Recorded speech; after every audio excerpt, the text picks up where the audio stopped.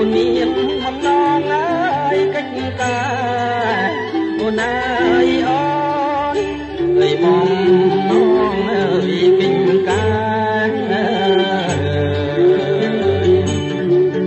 អូនហ៊ានផ្ដាច់បំណងស្នេហ៍ព្រលឹងកាយវាយបែរកគូថ្មី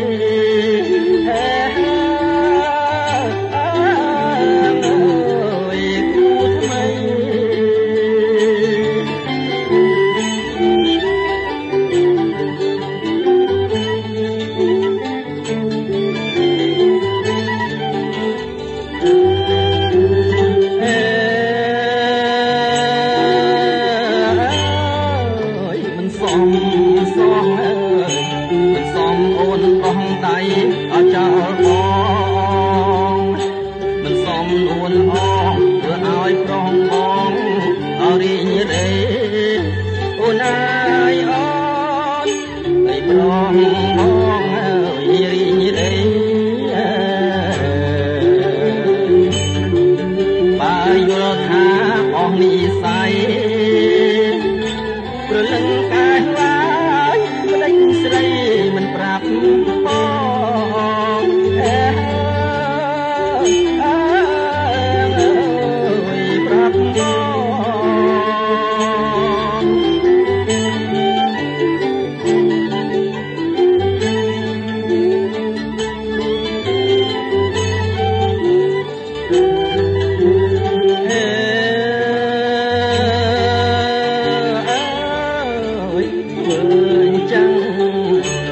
ស្រងព្រលឹងយល់អស់យ៉ាងណា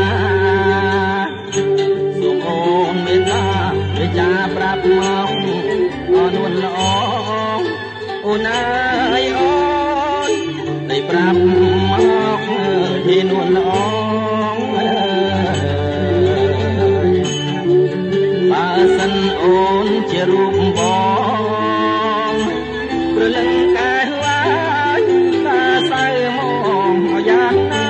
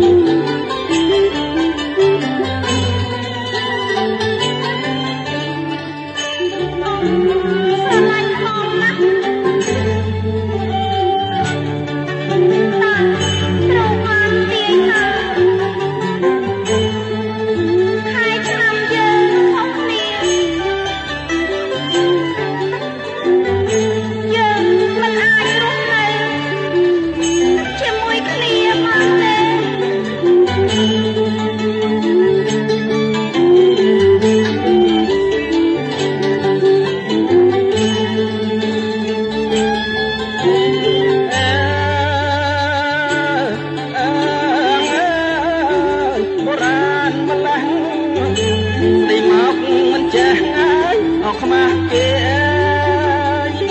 គ្រូទីថាស្នាខុសឆ្នាំខងខាយខុសថ្ងៃអូនអើយអូនឯខងឆ្នាំអើយខែថ្ងៃដូចជាជ្រុលគួរនិស័យ